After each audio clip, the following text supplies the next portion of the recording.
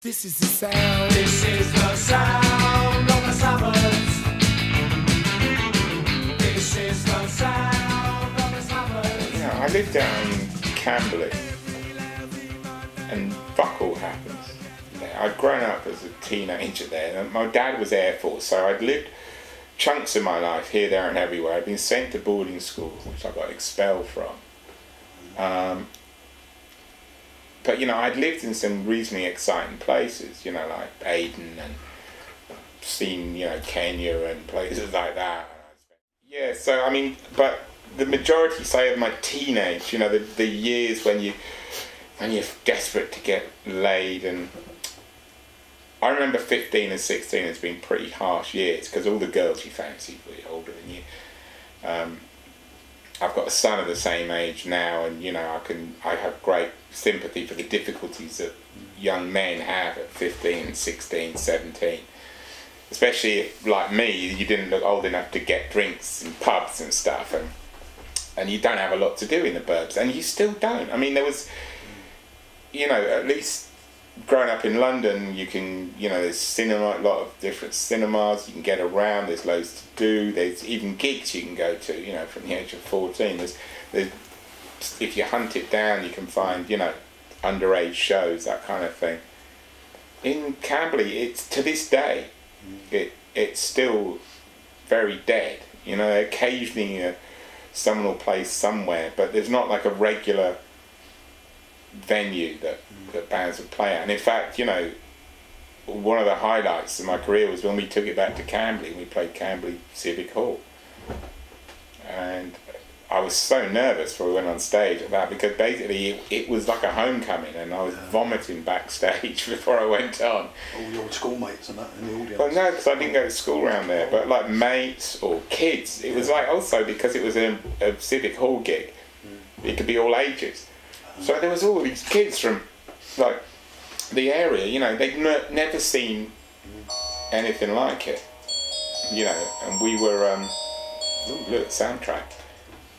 And it really struck me at the time, and I go back there now, you know, because my dad still lives there, and I go down and keep an eye on him. I've still got some good friends who live around the area, and, you know, who are parents themselves of teenage kids, and they'll say the same thing, you know, and it's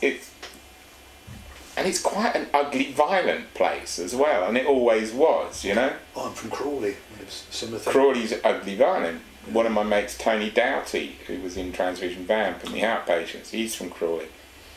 My wife went to art college in Watford. There's this kind of ring, isn't there, around London, of those kind of St Albans, Watfords, Camberleys, Crawleys. Yeah. Croydon's maybe just close enough to London. Mind you, you know, there was, when punk broke, it was, you know, every shithole would put some beer cases in the corner and pretend they had a stage, but which was great for bands, because you could just turn up and get a gig, you know. You had to hire a PA, obviously. In fact, one of the people we hired a PA from was Thomas Dolby. He used to do our sound. But now, even today, you know, the kids out in Camberley, and a quick story about the kind of weirdness of that area. One of my closest mates is from New York, and he moved over to Britain basically to clean up, you know, because he New York punk rock junkie, all that kind of stuff. Got clean. Now he's, you know, very successful and been clean for, you know, say decades. But his first Christmas over here, my mum was still having those days, and so I took him. I said, you know, why don't you come and spend Christmas? I was at a loose end, so we went to spend Christmas with my folks, and we went out in Camberley on Christmas Eve to try and get a drink. And I mean, we weren't punks really, you know. This would have been what, 84. So, you know, we were kind of jackets and stuff, and, you know, we can't come in, lads, you know, so we two single blokes can't come in, and all this. So we kind of finally, we found a wine bar that sell us a couple of bottles of wine. I said, well, let's just go back and smoke a couple of doobs in the garden and drink the wine. And my friend hadn't said much all the time we were there, and as we kind of got back to my folks' house, he kind of let this sigh of relief out, you know, and he went, really glad we're home. He said, I've never been more scared in my life. I said, look, you used to live off the Bowery in New York, and this was, you know, New York in the 80s. He's been robbed at gunpoint.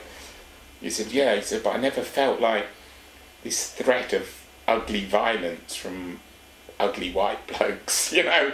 And it's true, and it's still there, you know, like young white blokes who got kind of good wages from, because there's, you know, they don't suffer that badly from unemployment, you know, go out Fridays and Saturday nights, get tanked, walk around the city centres in groups and invariably set about people. I mean, it was always thus and probably always will be, but, you know, or else if you don't want that, you go to a pub in the countryside and you get done for drinking and driving, you know. But it's the same, it's still the same. And the Suburbs, I think the song, Sound of the Suburbs, not only does it encapsulate all that, but it still defines what it is today. Without being, you know, snarky about the Suburbs, without being, you know, without making some kind of pejorative statement, it's almost a place where imagination goes to die.